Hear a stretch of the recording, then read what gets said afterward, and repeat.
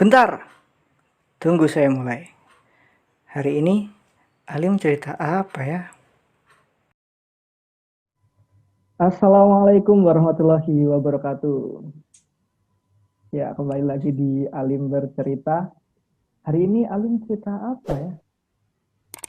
Oke, jadi virus corona itu sudah menginfeksi Indonesia selama 7 bulan. Bahkan hari ini sudah tercatat ada 287.000 kasus.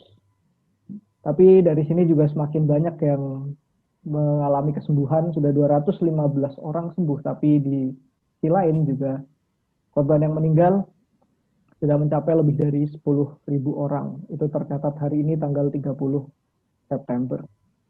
Lalu banyak juga media-media yang sudah memberitakan mengenai gejala-gejala fisik, lalu juga dampak-dampak fisik, kesehatan fisiknya mengenai corona ini. Tapi masih sedikit yang membahas mengenai psikologisnya.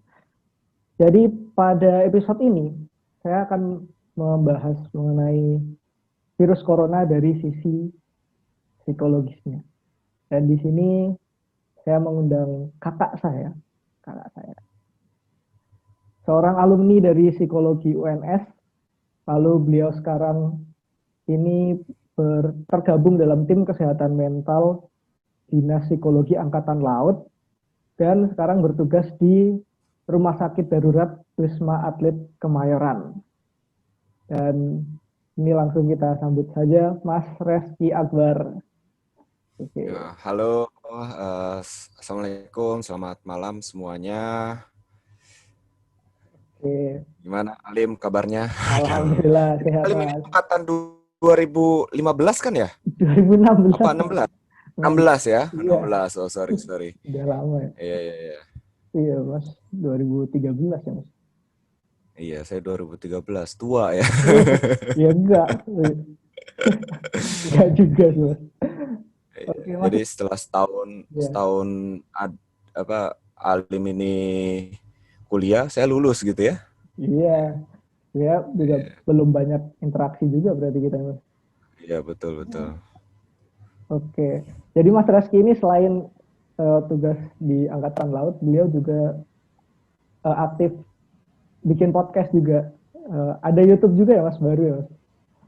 Ada YouTube juga, tapi untuk 2 bulan belakangan ini, satu bulan sih, baru 1 bulan. Pokoknya selama saya di Wisma Atlet, ini nggak jalan. Kebetulan karena laptop saya juga lagi rusak, jadi ya susah lah untuk bikin podcast gitu kan. Untuk bikin podcast, untuk bikin konten, jadi ya udah stop dulu aja, fokus ke penugasan di Wisma Atlet, ditambah sama persiapan nikah itu aja dulu. Mau nikah kapan Mas? Insya Allah 5 Desember nikah. Siap. Yeah. Semoga lancar sampai Amin. hari H. Oke, nanti saya cantumkan linknya juga, ada YouTube, di Spotify juga. Oh, ada blog juga kalau nggak salah ya Mas? Ada blog juga. Blognya ya sama lah, pokoknya semua media sosial dari anak psikologi UNS itu lagi nggak aktif karena kan admin, pengurus dan lain sebagainya saya sendiri yang handle kan. Jadi ya udahlah, nggak apa-apa, oke stop dulu. Oke. Tapi keren loh Mas, bikinnya namanya anak psikologi UNS. Jadi kayak bangga dengan alma mater itu, membawa kemana-mana. Iya, jadi sebetulnya anak psikologi UNS itu sudah saya buat dari tahun 2015 yang lalu. Jadi waktu saya masih kuliah, tujuannya waktu itu mempost tugas kuliah sebetulnya.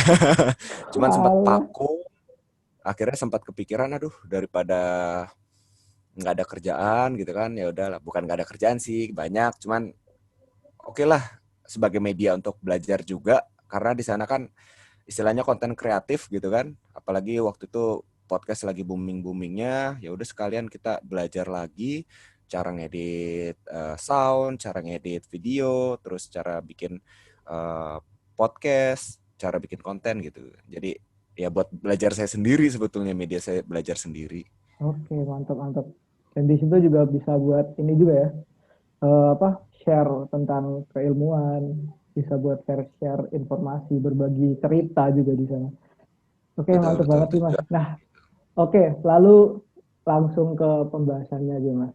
Saya Oke. mau tahu nih Mas, soal kondisi di Rumah Sakit Wisma Atlet sendiri saat ini kayak gimana Mas? Ini kan eh, apa namanya, kasus-kasus juga semakin bertambah. Kayak saya lihat di berita tuh bahkan hari ini aja ada 4.000 penambahan, kalau nggak salah 4.002 kasus baru. Udah di sana Betul, betul. kayak gimana Mas? Jadi kondisinya di sini pada awal mula berdirinya itu hanya dibuka 1 tower. Terus akhirnya dibuka 2 tower, 7 sama 6. Dan semenjak kebijakan dari Gubernur DKI Jakarta, Pak Anies Baswedan, menyatakan bahwa tidak boleh adanya isolasi mandiri di rumah, akhirnya dibukalah 2 tower baru, tower 4 sama tower 5 gitu. Dan ini pembukaannya jedanya sangat singkat, hanya beda seminggu. Awalnya dibuka tower 5, seminggu kemudian langsung dibuka tower 4. Dan menjadi rekor gitu kan. Tower-tower 4 dan 5 ini yang isolasi mandiri sudah langsung penuh dengan pasien, sebetulnya bukan pasien sih, dengan penghuni tower yang mereka isolasi mandiri. Asalnya dari mana aja? Dari Jabodetabek, seperti itu. Jadi luar biasa. Berarti itu daya tampungnya berapa Mas? Daya tampungnya masing-masing tower itu bisa sekitar 2 ribuan lah ya kayaknya. Bisa 2 ribuan. 2.000-an. Jadi maksimal sebetulnya bisa 6.000 sampai 8.000 lah. Wow. 8.000 orang. Dan sekarang sudah mencapai angka 5.000 gitu. 5.000 orang. Kalau nggak salah loh ya. Iya, ya, Kalau nggak lima salah ribu 5.000 orang. Itu hanya yang dari Jabodetabek aja ya, begitu. Jabodetabek, rata-rata Jabodetabek ditambah sama yang TKI baru pulang, itu mereka kan ditampung di Pademangan, setelah itu dialihkan ke sini. Dan ini mau dibuka juga tower ke-8, tapi Mau buka posisinya lagi. bukan di Wisma Atlet. Oh, wow. Posisinya nanti di Pademangan. Jadi nanti akan ada 8 tower, tapi satu Masya terpisah. Allah. Iya. Cuman menjadi satu bagian dari Wisma Atlet lah istilahnya. Oh, cuman jaraknya agak Gitu. jauh gitu ya. Jaraknya nggak beda jauh sih, sekitar 2 kilo lah dari Wisma Atlet. Oke, oke. Gitu. Oke, nah, terus ini Mas kan eh, tergabungnya bilangnya tim kesehatan mental gitu ya di situ. Nah, itu Betul. ngapain Mas? Apa aja tugasnya di situ Mas? Jadi ini saya jelaskan dulu ya, apa namanya, tim ini susunan formasinya seperti apa. Oke, oke. Jadi pada awalnya dari 3 angkatan, darat, laut, udara, mendapatkan perintah langsung dari Panglima melalui Kapuskus TNI untuk membantu di Wisma Atlet. Jadi dasar tugasnya seperti itu. Setelah itu ditambah kerjasama dengan teman-teman IPK. IPK itu Ikatan Psikologi Klinis. Oh, Jadi ada juga yang dari sipilnya, bukan hanya militer. Setelah itu juga ada dokter spesialis kesehatan jiwa juga yang kerja di sini. Jadi dari 3 unsur itulah kita bekerja sama untuk menangani kesehatan mental. Namun akhir-akhir ini juga ada bantuan juga dari Kementerian Sosial melalui relawan, namanya mereka pekerja sosial. Nah, ini membantu juga kita untuk membantu pasien, khususnya yang mereka setelah dari Wisma Atlet mau pulang itu kemana, bingung gitu kan. Karena ada juga ternyata yang rumahnya jauh-jauh atau mungkin sudah tidak ada keluarga lagi, jadi ditampung oleh pekerja sosial. Jadi unsur-unsur inilah yang berada di dalam tim kesehatan mental. Nah, untuk tugasnya sendiri, jelas kita menjamin kesejahteraan dari psikologisnya ya, psikologis dari para pasien ataupun penghuni tower isolasi mandiri. Nah, kenapa sih butuh yang namanya kesehatan mental dari pasien ini? Nah, mungkin teman-teman udah tahu bahwa COVID ini ada yang bergejala dan ada yang tidak bergejala. benar, benar. Di Wisma Atlet sendiri, kebanyakan pasien itu paling tinggi gejalanya sedang. Oke. Dan kebanyakan yang tidak bergejala ditambah seperti yang tadi saya bilang, ada pasien yang isolasi mandiri. Nah, kendalanya adalah walaupun mereka tidak bergejala, namun kan mereka harus menjalani yang namanya perawatan di sini. Otomatis Iya, mereka jauh dari keluarga di rumah. Itu benar. menjadi salah satu stresor atau tekanan bagi para pasien. Khususnya apalagi jika si orang tersebut adalah kepala rumah tangga. Iya Jadi sih. itu akan menjadi salah satu beban tersendiri bagi mereka yang bisa menimbulkan stres, sehingga psikologisnya dapat terganggu. Namun ada juga beberapa kasus seperti mereka kesulitan tidur atau cemas menunggu hasil swab. Terus ada juga yang mereka mengalami traumatic events karena salah satu atau beberapa keluarganya meninggal karena COVID. Terus juga ada yang mengalami gangguan psikologis, stres ringan sampai berat karena beragam macam latar belakang. Nah, itulah yang kita wadahi di sini dari tim psikologi kesehatan mental seperti itu. Oke, oke. Nah, terus kegiatan yang dilakukan apa, Mas? Dari tim kesehatan Nah, mental sendiri. untuk kegiatan yang dilakukan itu cukup banyak ya, cukup banyak. Total ada 15 kegiatan, mungkin lebih karena menyesuaikan dengan dinamika di lapangan. Tapi ini saya jelaskan aja secara urut. Jadi yang pertama itu kita mengirimkan yang namanya sapaan pagi dan sapaan malam. Wih, kayak gimana tuh sapaan Fungsinya untuk pagi? apa itu? Nah, fungsinya adalah untuk menjangkau para pasien yang berada di tower. Karena kan tim psikologi ini cuma dikit ya, cuma 8-9 orang. Jadi Dan nggak itu mungkin kita dan itu 8 mengunjungi tower. satu, Iya, iya. dan ini ya empat tower, ada 4 tower, 4 tower. dan nggak mungkin kan kita mengunjungi satu-satu gitu kan untuk nanyain keluhan psikologis. Jadi kita melakukan sapaan. Jadi bagi mereka yang membutuhkan bantuan psikologis, silakan menghubungi tim layanan psikologi seperti itu, intinya gitu. Jadi memberikan edukasi bahwa di RSDC Wisma Atlet kita menyediakan layanan psikologi seperti itu. Nah, yang kedua adalah afirmasi pagi dan afirmasi malam. Fungsinya apa? Fungsinya mereka ini yang khususnya yang tidak bergejala namun mengalami masalah atau keluhan psikologis, kita memberikan mereka penguatan dalam bentuk kalimat-kalimat positif, cerita-cerita yang dapat membangkitkan semangat mereka, atau motivasi, suntikan-suntikan motivasi pagi dan malam, sehingga mereka istilahnya kuat gitu untuk menjalani perawatan di rumah sakit. Itu kita memberikan afirmasi pagi dan afirmasi malam. Kita berikannya melalui pengeras suara dan juga melalui sound yang kita rekam sendiri. Setelah itu kita kirimkan ke masing-masing grup pasien, grup lantai pasien. Jadi misalkan satu tower itu ada 25-an lantai, dikali 4 berarti kan 100 ya. Ada 100 grup lah istilahnya gitu. Kurang Banyak lebih kita banget. harus chat satu-satu ya gitu, forward.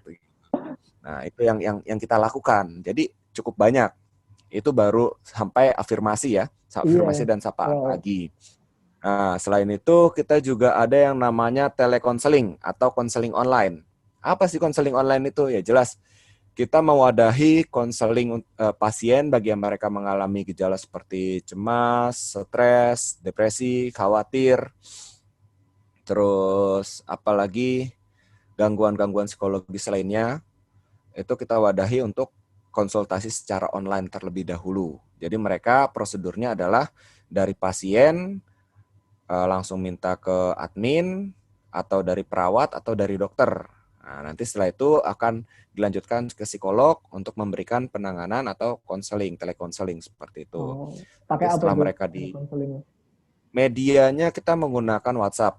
Oh, Jadi misalkan ada yang pasien yang mengalami gangguan akan kita konselingkan ke psikolog, nanti akan ditelepon langsung oleh psikolognya. oh. Biarkan mereka menceritakan keluh kesahnya seperti apa, nanti dari psikolog akan memberikan feedback sehingga mereka dapat menyelesaikan atau dapat mengurangi gangguan yang mereka rasakan. Seperti itu.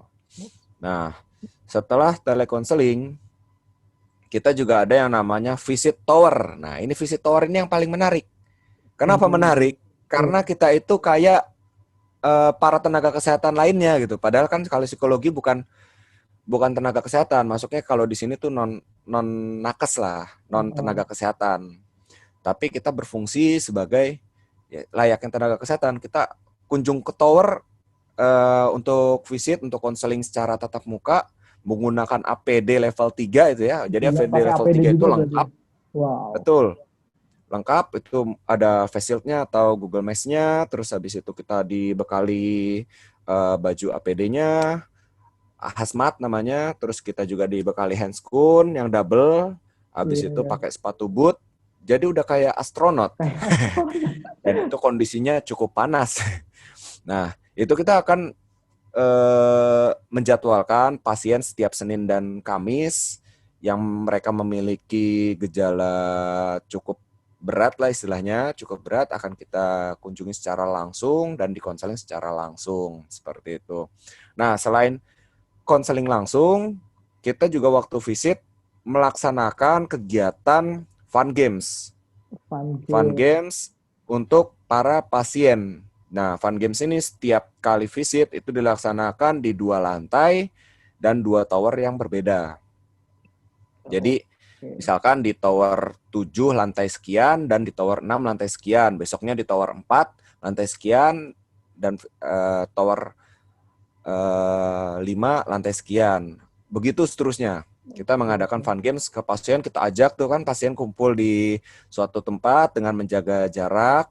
Terus habis itu kita berikan permainan-permainan yang tidak melibatkan kontak fisik namun dapat menghibur pasien. Sehingga pasien yang biasanya mereka beraktivitas mungkin hanya di kamar atau mungkin hanya keluar untuk berjemur atau berolahraga, kita kasih hiburan. Sehingga mereka secara psikologis tidak stres lah selama menjalani perawatan di sini. Biar ada hiburan itu juga kita. Betul, biar ada hiburan juga bagi mereka. Namun kembali lagi karena keterbatasan jumlah personil, kita tidak bisa mewadahi seluruh lantai di keempat tower secara langsung gitu. Jadi ya bergantian lah istilahnya. Harus sabar-sabar nunggu pasiennya. Berarti itu dipecah gitu Mas timnya. Kan cuma ada sekitar 9 orang. Terus satu kalinya 2 lantai. Berarti pecah orang dong. Sedikit banget yang megang nge-handle ratusan orang. Iya, jadi sekali visit itu yang berangkat 3-4 orang. Pernah juga 5 orang.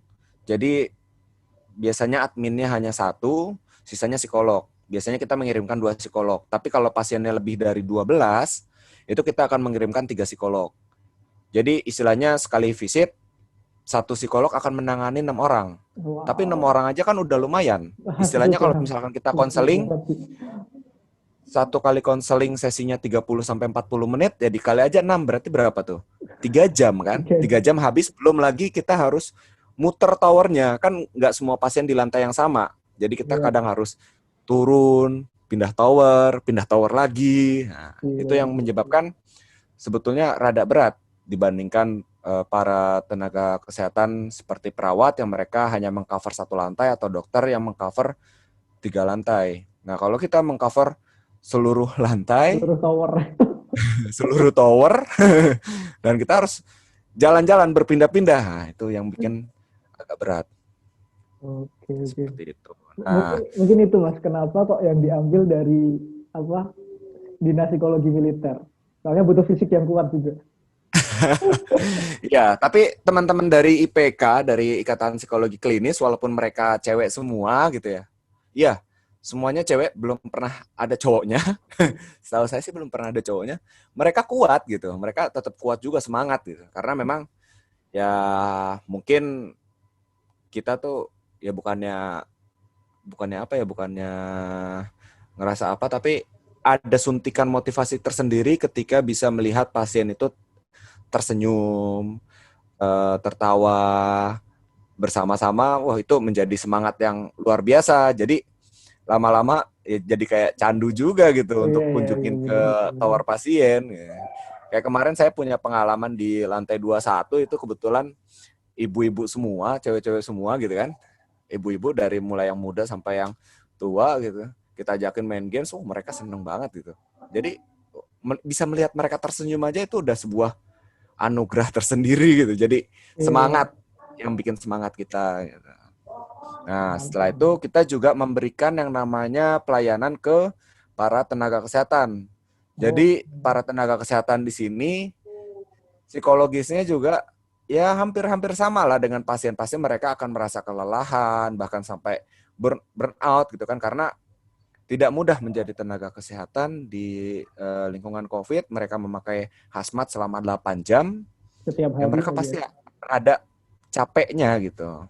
Pasti akan ada capeknya. Jadi kita memberikan outbound, penyegaran bagi mereka, terus juga kita memberikan pembekalan PFA gitu ya, psychological first aid, untuk mengedukasi sehingga ketika mereka kembali lagi dalam bertugas, mereka sudah dibekali ilmu baru, ditambah mereka sudah dalam keadaan tidak stres seperti itu. Nah, selain itu juga ada lagi kegiatan screening dan wawancara bagi nakes-nakes baru. Jadi kita melihat bagaimana kondisi psikologis si nakes ini. Jadi kalau misalkan ada yang sebelum mereka bertugas. Jadi ketika nanti para nakes ini kita lihat secara psikologis itu mereka cukup rawan, maka kita akan memberikan konseling kepada mereka. Namun ada juga yang ketika perjalanan mereka mengalami stres, mengalami keluhan psikologis, ya kita konseling juga. Nah, yang terakhir tapi bukan yang paling akhir itu kita baru mengadakan yang namanya webinar. Free webinar bagi para pasien. Jadi nama programnya adalah Akhir Pekan Bersama Psikolog. Jadi waktu sesi pertama itu pembicaranya khusus dari psikolog. Waktu itu Mbak Desi dari Psikologi UGM. Di sesi kedua, minggu kedua, pekan kedua, itu kita mengundang pembicara dari dokter spesialis paru, Dokter Elfriadi. Nah, itu memberikan edukasi kepada pasien juga, sembari dari psikolog juga memberikan materi psikologis, gitu kan, edukasi tentang hal-hal psikologi. Lalu di minggu ketiga kita bekerja sama dengan salah satu penyintas atau mantan pasien lah, atau kalau di sini tuh sebutan uniknya wisudawan Wisma Atlet, wisudawan RSDC Wisma Atlet. Keren. Iya. Jadi di tiap-tiap tower, di tiap-tiap lantai itu bagi pasien yang sudah berhasil lulus gitu ya, berhasil sembuh bisa kembali ke rumah, mereka disebutnya sebagai wisudawan. Mantap loh. Dan kebetulan salah satu penyintas itu adalah seorang sarjana psikologi juga gitu. Jadi dia memberikan pengalamannya bagaimana ketika dirawat di RSDC Wisma Atlet, membagi sharing pengalaman seperti itu. Kurang lebih itu sih kegiatannya di Wisma Atlet, jadi cukup banyak lah. Banyak banget sih. Ternyata gitu ya, padat juga jadwalnya. Apalagi orangnya juga sedikit ya, cuma satu tim sekitar 9 orang. Kayaknya bisa dibayangkan betapa padatnya kegiatan di sana. Nah, terus nih Mas, kalau dari penghuni lah ya, bukan pasien ya nyebutnya, penghuni situ gitu. Yang paling sering tuh keluhannya apa Mas? Yang mereka ceritakan, mereka rasakan gitu selama karantina di situ. Keluhannya yang paling sering dirasakan adalah gangguan penyesuaian diri. Bentuknya itu ada banyak. Salah satu yang paling banyak ditemukan adalah kesulitan tidur. Jadi mereka bisa sampai begadang sampai jam 2, jam 3. Dan kita ketika lagi megang HP admin nih kan,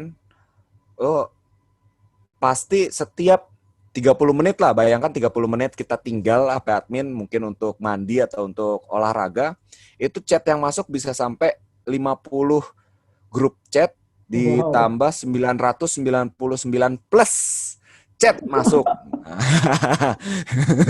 Jadi, agak pusing juga kita harus ini.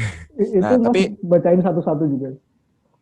Ya kita bacain ya, kita pilih-pilih aja yang sesuai dengan apa dengan pekerjaan kita, baru kita respon seperti itu. Itu untuk gangguan ini ya, gangguan yang mereka rasakan. Namun ada juga gangguan lainnya seperti cemas, kekhawatiran. Cemasnya ini kebanyakan yang sering saya lihat adalah mereka cemas karena menunggu hasil swab. Jadi mereka sudah menjalani perawatan di sini gitu kan, kurang lebih 14 hari, terus mereka di swab. Nah, hasil swabnya ini agak lama keluar. Lamanya karena apa? Karena bayangkan aja banyaknya pasien di sini, ditambah di sini punya laboratorium, namun kan nggak bisa untuk menghandle seluruh pasien. Jadi beberapa hasil swab itu akan dialihkan ke laboratorium yang ada di sekitar Jakarta. Jadi untuk hasil keluarnya cukup lama. Nah, ada juga pasien yang mengalami gangguan seperti mereka cemas karena sudah berulang kali mereka di swab gitu kan. Namun hasilnya masih tetap positif. Jadi mereka tidak bisa pulang. Bahkan ada yang menjalani perawatan sampai ada 30 hari lebih. Padahal durasi normalnya itu 2 minggu atau 14 hari. Tapi ini sampai 30 hari lebih. Bayangkan di Wisma Atlet 1 bulan gitu kan. Kerjaannya di tower. Ya walaupun enak sebetulnya fasilitas di sini. Sudah ada kamar sendiri, AC. Terus fasilitas olahraga ada. Kamar mandi yang water heater gitu ya. Istilahnya kan kayak VIP. Cuman tetap aja ternyata itu menimbulkan stres tersendiri bagi pasien. Orang mereka orang sehat istilahnya. Iya, dan nggak bisa interaksi sama keluarga di rumah, sama tetangga-tetangga gitu ya. Terbatas. Mereka masih boleh megang HP, masih boleh nelpon, tapi tetap aja kan rasanya beda ya ketika tidak bisa ketemu langsung dengan keluarga. Betul. Itu gejala-gejala yang sering mereka rasakan selama menjalani perawatan di Wisma Atlet. Iya. Pernah ada kasus yang agak berat gitu Mas? Kalau kasus agak berat seperti apa nih contohnya nih? Misalnya sampai ada keinginan bunuh diri atau sampai ada psikosomatis gitu kan. Ada gejala-gejala fisik yang misal sampai mah atau apa, tapi ternyata dicek kesehatan dia baik-baik aja kayak gitu. Pernah kayak gitu juga Mas dari pasien-pasien? Kalau psikomatis itu yang paling banyak ya, psikosomatis itu yang paling banyak.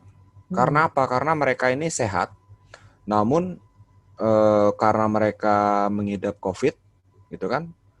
Jadi kadang muncul tuh gejala-gejala yang kayak COVID, tapi ya gejalanya bukan gejala asli. Jadi kadang mereka ngerasa batuk, pilek, demam, ataupun mereka ngerasa lidahnya nggak ada rasanya, atau kesulitan nafas, sesak nafas. Tapi itu ya karena ya memang ada beberapa gejala itu yang memang murni karena penyakitnya, namun banyak juga yang karena psikosomatis.